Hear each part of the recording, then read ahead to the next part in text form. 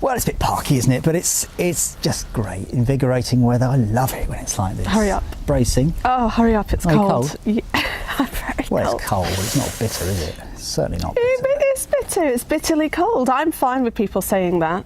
I know that you are not fine with people saying that. If but you're I'm not dressed properly, then No, listen, because your nose starts to go cold, your ears do, your extremities Well, I do. look forward to the sub-zero daytime temperatures and a strong easterly wind, which, when that does arrive, will be bitter. I have to say though, if you're in the north and west of the UK, you've got some snow lying on the ground, you've still got that northwesterly wind whipping across it, it feels bitterly cold, you can say that with impunity. Well, okay, let's move on from that. Okay. I mean, obviously there's been some snow around in some parts of the country, there's been disruptive snow, other places have just been dry and crisp and sunny. We're going to continue with that mixture really More into to the come. first half of the weekend. Yes. And then Sunday and Monday, yet more Met Office weather warnings for Sunday.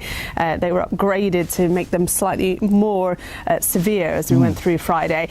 The problem is, when they do the Met Office warnings, they have to ring fence an area. And if you're not within that area, then it's tempting to think, oh, we're out of the woods. Black and white. It's really, really difficult at the moment. We often say, don't we, it's on a knife edge with the forecast.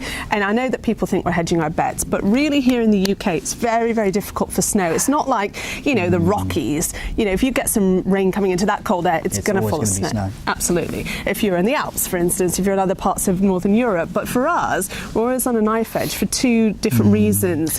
A degree, half a degree here and there, that'll make all the difference for a start. That's right. It doesn't take a lot to change snow to rain, just a fraction of a degree. And so often in this country, temperatures are sort of close Hovering around to freezing, which is why it's never clear cut. Yeah. But the other reason you mentioned, Intensity driven.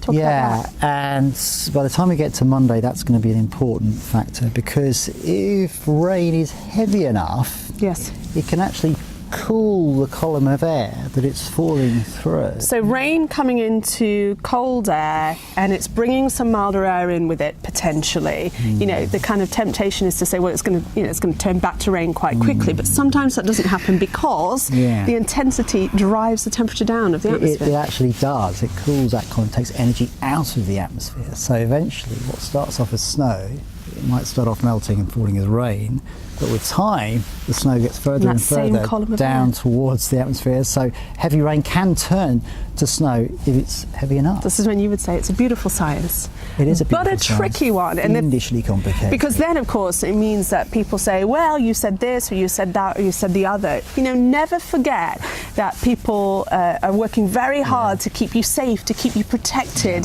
to keep you informed and up to date. The other thing that doesn't help.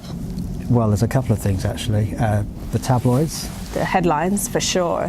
We've been in the papers a lot this week talking about this cold snap and the snow, and I have to tell you that some of the headlines that accompany what we said, very, very, very different sort of thing. Do not take a weather story from the headline. You've got to delve into the depth of it. Read the text, not just the headline. And the other problem, this really is a 21st century problem, isn't it, is the app. Yes. The app might be saying something different again, because your weather app is driven purely by a computer. There's no human intervention.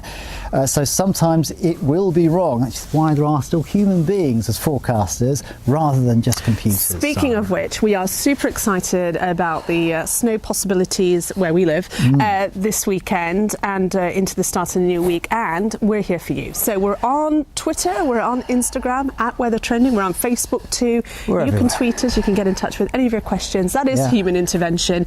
He'll be grumpy, but we'll still answer. Yep, stay safe and stay warm, Sarah.